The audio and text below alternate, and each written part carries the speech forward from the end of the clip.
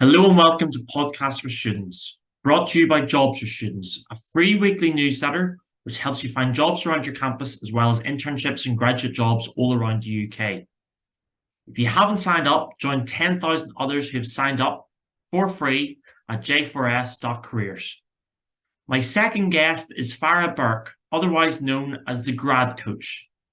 Farrah studied theatre at University of Warwick, and while there, she really threw herself into the extracurricular activities. Most notably, being part of the team that raised almost £500,000 for charities and good causes. After graduating, Farrah worked as the business director for a large UK tuition company, working in all aspects of the business, from sales and marketing to tutoring and finance. After doing that for almost 5 years, Farrah pursued a qualification in coaching and applied this qualification towards graduate coaching and graduate careers, and has become the graduate coach. I learned so much from her around how to use LinkedIn, the best way to apply for jobs, CVs and cover letters, and I know you can too. She also has a boot camp coming up this summer, and she highly encourages anyone who's vaguely interested to reach out to her on LinkedIn. She'll always happy to talk to you. So without further ado, let's hop into this conversation with Farrah. Hey Farrah, so you went to Warwick University. What was that like for you? Yeah, I did. It's quite a blast from the past. It feels ages ago, 2013 to 2016. Same as me. Yeah, I know. Work was great. I mean, I didn't go to uni in a pandemic, so that's a great way to start off, right? Yeah, it was really good. So I did theatre and performance at uni, but to be honest, the thing that made the biggest difference was the other stuff that I got involved with. So second and third year, that's really where I felt like I found my tribe of people, not just socially, but also in terms of the clubs and societies that I did. So one big thing that I did do was a lot of charity work and student fundraising. Believe it or not, it's actually a very boozy culture. So there was a lot of social, but a lot of fundraising as well. And we were blessed that we were able to raise just under £500,000 for causes in the year that I ran the society. So yeah, lots were happening that maybe wasn't always to do with my degree, but I actually think that's the secret to getting noticed and hired after uni. So maybe we can touch on that a little bit more. Wow, I didn't realize your extracurricular activities were so interesting. So like how we don't have that long, but how did you raise £500,000 or? Yeah, so for anyone that is maybe familiar with this, there are societies across lots of UK unis and like Northern Ireland as well, but sort of a RAG, which is raising and giving. So typically, I mean, it can be anything from you raising like 10k to up to 2 million. Some of the big societies like Loughborough and one other, Nottingham, they're really big for it. A lot of the ways that we raised money was people doing these big challenges. So cycling from London to Paris or climbing Kilimanjaro. And effectively, half of your fundraising would go straight to the charity of your choice. So we just knew that the more students we got, going on these big trips, and we really had to, do a lot of marketing, convince a lot of great students to say, hey, you can do this. We just had a record-breaking year. We had literally like 92 people sign up in one night for going to Machu Picchu and doing the treks there. So yeah, with scalable numbers, that's how you make the big bucks. Wow, that's incredible. And what charities were you raising for? Or yeah, we had a lot. One of the biggest ones was Meningitis Research Foundation. We also did Breast Cancer Now, the Children's Society, so quite a few. And we would ask students, who do you care about? And therefore we're going to make it personalized. Sure. Wow, that's fascinating. And touching on that, I'm sure we'll touch on it again. How did you find, you said there was like a fundraising night or a sign up night. What did you find was the best way to sort of advertise or market to students? Oh, honestly, we had like an army of people. Like we used to call ourselves raglets, and we would number one, just you have to recruit lots of students to do the marketing alongside you. So we would have about 50 of us go for kitchen touring. So all across campus, go into the different kitchens and just make friends with people basically. And I think this is really the most important thing that I could ever relay about the world of business or marketing. It's all about human connection. So if you can make somebody feel heard and understood and, part of a tribe, part of a community, then obviously they're going to want to climb up, Kilimanjaro or go on a cycle for 200 plus miles. Like, you'll convince them to do it so long as they feel like they're part of something. And I think this is the biggest kind of general feedback that I get from students and grads now. Just COVID kind of took that community away a little bit. We weren't physically able to, do these kind of amazing treks and, societies. So I'm really excited for new students coming through now that, things are going a bit more back to normal and you can have that true community because it's so important. Yeah, that's fascinating. And at work, university, is there anything like that someone who didn't go there wouldn't know? Is there any interesting spots, or even something you find amazing that maybe even a student who goes there may not know, or anything? Oh, that's a really, really great question. We have a pretty beefy rivalry with Coventry Uni, but I think people will know that.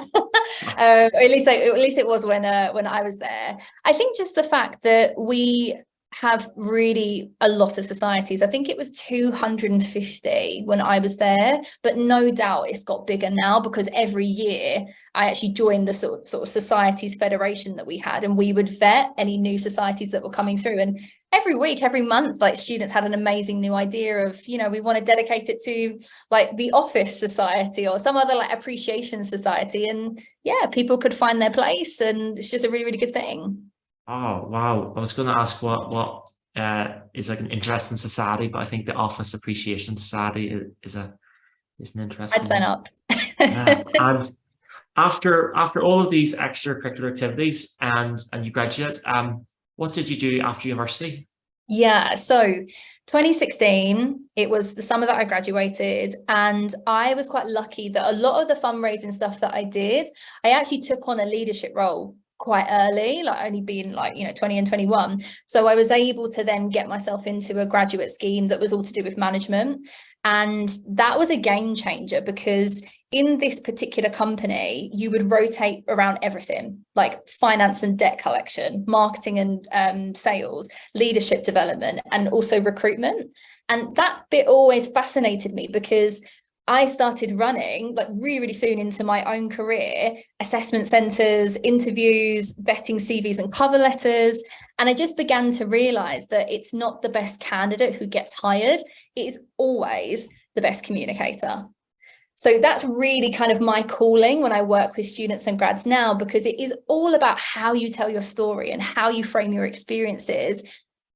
Otherwise, they almost don't exist. We have to bring them to life and bring them to life for, another human being, which is that interviewer on the other side of the table. Yeah, that's fascinating. Earlier today, I heard a marketing agency that said that we're tired of second-class companies getting the work because their communication is better. So it's exactly what you said. Exactly what you said there. That's fascinating. And so what made you go from that to then becoming the grad coach? Yeah, so I worked in that company for 5 years, which is quite a long time, and I did different roles. I had a couple of promotions. I then went into sales and would do a lot of coaching and training on sales as well. But I just kind of hit a bit of a ceiling. For anyone that is, about to enter a more corporate position, sometimes we do have that culture that we have to fight against a little bit, where, it's very professional. We have to sort of stick to the certain lines of what we're able to talk about. And what I realized is that so many of the professional stuff, like the challenges that we face at work or even getting into work, if we can solve it in our personal lives, it's gonna, perforate really beautifully across all aspects of our life. So I actually left work. I started traveling with my boyfriend, and at the same time I retrained to be a psychological coach, because I knew that who we are as human beings. We're not just this exterior. It's about, our thoughts, our emotions, our beliefs, our assumptions of the world and our place within it. So if you can help people understand that better, just like, therapy, so it's very similar modality, then great things will happen for you in, other parts of your life. Oh, wow. That sort of holistic approach. Yeah, and definitely. you mentioned their sales as like one of your many roles.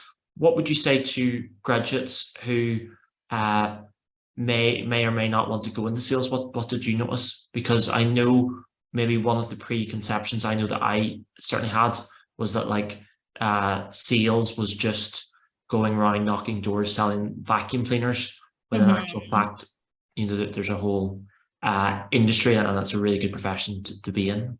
Yeah, definitely. And sometimes it can be that, right? Like I spent so many weekends being in the center of a high street and just chatting to people, just saying like, hey, have you heard about our education center? Like that was what we were selling. It was private tuition. But again, I would just argue it's not about the product, it's about what's going on in that conversation. And if you can get to the heart of, what is somebody's problem that they're facing, and any type of sector, like for us, it was about, concerned parents who were staying up at night thinking, oh my God, how is my child going to get into this dream school? Or, they're really struggling with maths and I can't help them. Like that's their 3 a.m. problem that's just going round and round in their head. So sales doesn't have to be icky or gross or, all that stuff.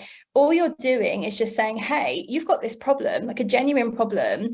I want to give you a solution to that, and a solution that actually works. Would you be interested in learning more? And I think if you do that, problem and solution, that makes it genuine, that makes it authentic, and not like you're pushing people to just, part with their money. Oh, wow. You're the grad coach. So what do you actually, what are your roles now? Yeah, so I work one-on-one, and I'm starting to do group work as well, as a careers mentor and also as a psychological coach. And my whole goal is to help grads in particular, sometimes I work with students as well, to help them get noticed and hired after uni a hell of a lot quicker and easier than if they had to do it by themselves.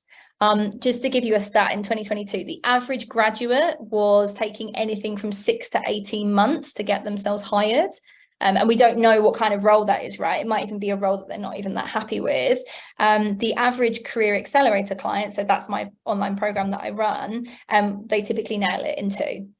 Wow. And I just am so passionate about students and grads not wasting their time, because there's just not enough information out there, enough good information about how do you even approach a job search? How do you make it efficient and effective? And how do I do it where it doesn't consume my whole life as well? Because there is more to your graduate life than just, finding a job 24/7. So that's the support that I offer. It's practical and personal skills to get yourself, ready to take on that challenge of, getting yourself hired and actually succeeding at it. Yeah. And what's like the one thing that like you've noticed that students are like missing, that they sort of come to you and without giving away all of your secrets? Oh no, I'm happy to give them away. It's fine. There's so much I can say, but I think the most crucial thing is knowing that job searching is like marketing.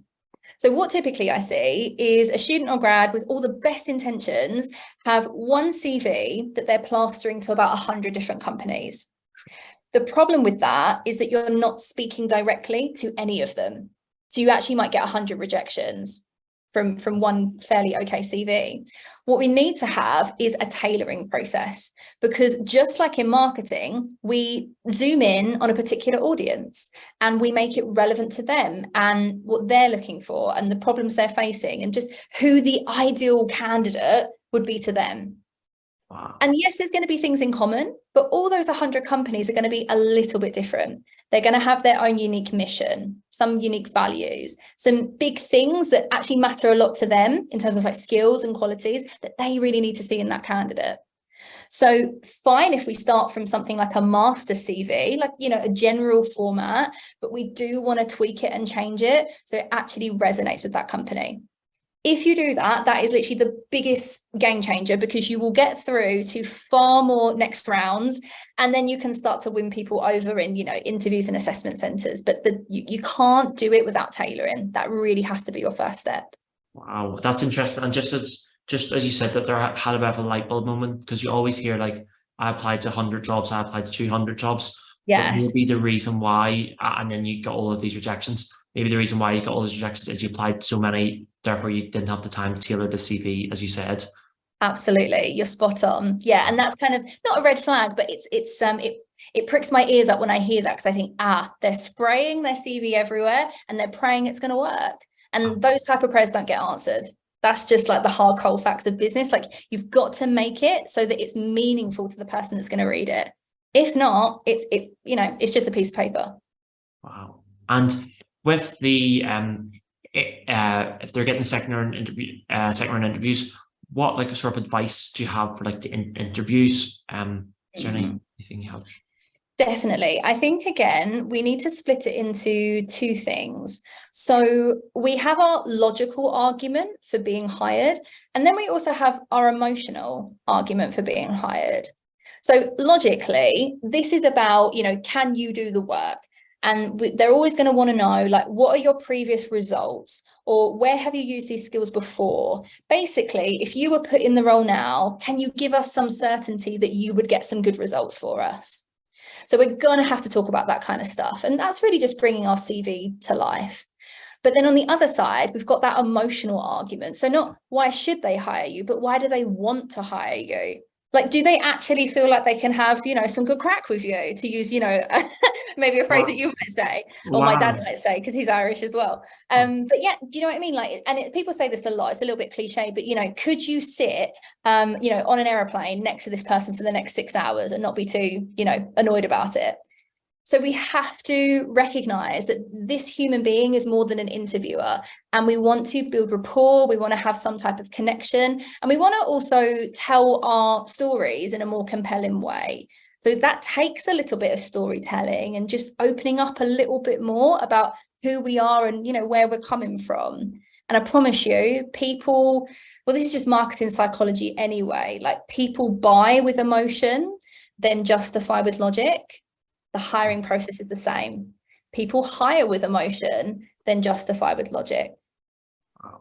So do both, and you're really going to get yourself pretty far 9 times out of 10. Yes. And if I'm already bought in, but if a student listening to this is bought in and they want to hear more, I know you've got the summer boot camp coming up. What do you have coming up in the pipeline, and how can they reach out? And yeah, definitely. So I post every single day without fail on LinkedIn, 8 a.m. Always sharing tips and tricks. So I've had people that have reached out and just said, hey, wow, Farrah, I just read your stuff and I got myself hired just off the back of reading it. So thank you. And that's completely free, and that's always going to be. In terms of what's coming up, I have here, I always have my one-to-one career accelerators running. And that is definitely like your streamlined way to get noticed and hired. A lot of one-to-one support. But excitingly, I am starting my Employ Me Bootcamp this summer.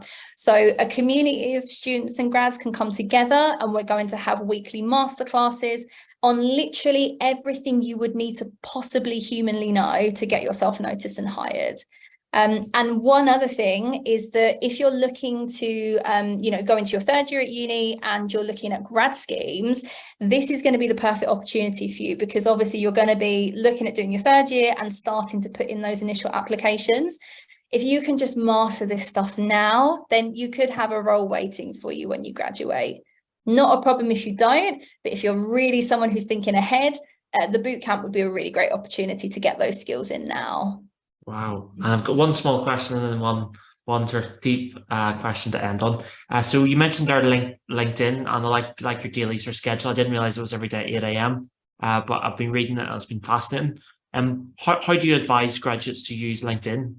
Great question. Just number one, just get on there, because a lot of graduates and students just don't have an account, and you're missing out on a lot of careers related content that you could just really passively consume without putting yourself out there too much. And that's a great place to start. But certainly for the, the grads and students that I work with, we want to take it a step further and think, okay, how can we start, branding ourselves in a compelling way? Because here's the thing I want to say, it can feel a bit scary when we talk about, putting ourselves out there on socials and, creating content of any type. But I just want to stress, everybody in the world has a personal brand, because everybody is making assumptions about who you are as a person, what you might be good at, what you might be interested in, just, who you are as a person. So you might as well actually take control of your personal brand and actually tell people, no, this is who I am. These are my strengths. These are my passions. These are my, career aspirations. And then people don't have to assume about you anymore. You can just, tell them.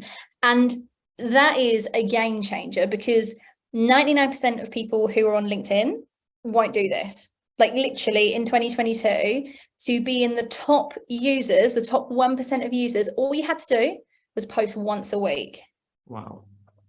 So, and it's going to be even less so for graduates, because it's just like the demographic that are on there the least. So just do it. And honestly, like, you can reach out to me. I'm always on LinkedIn. So I'm very happy to have a quick look at your content and just, tell you what I think of it. But chances are I'm going to think it's great, because it's just the achievement to be on there. Wow, that is fascinating. And one final question, although I could ask so many more. So you took advantage of so many opportunities, extracurricular activities at university and then after. But if you were to go back on a time machine and speak to young Farrah as she arrives at Warwick, what would you have to say to her? Oh, that's a really, really nice one. The first thing that came to my mind was, firstly, don't worry, because my first year at uni, I've got to admit, it was okay, but I just kind of walked away from it thinking, wow, is this what it's about? Because I just didn't really find my friendship circle until my second year at uni. So number one, like, hold in there, and there is like your tribe of people, but you're going to have to try a different tact. If we do the same thing, we're going to get the same result, right? And I think the second thing is, don't worry about getting a first.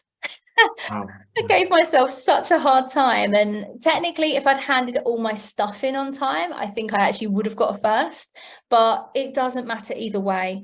And I just wouldn't swap the other stuff that I did for getting a first. The other stuff that makes you different, makes you special, and actually develops maybe more of your commercial skills is so much more important than just saying you've got a first class degree. If you can do both, like genuinely, if you can do both, go for it. And if that's a dream of yours, then obviously I'm not here to dispute that. But if you're just generally thinking about how can I impress when I enter the jobs market, it's always the other stuff, not your results. Wow, that's fascinating. I heard you say that on LinkedIn, but that's really fascinating the way you put that. So Farrah, thank you so much for your time today, and I really enjoyed listening to that. And hopefully some students will go on your accelerator, or at the very least reach out to you on LinkedIn. Yeah, it's been a pleasure. Thank you for having me. Thank you. I hope you enjoyed that conversation with Farrah as much as I enjoyed recording it. Feel free to reach out to Farrah and ask her about the upcoming Career Accelerator. And going forward, we will be putting any updates from Farrah in our newsletter, which you can find at j4s.careers. Thank you.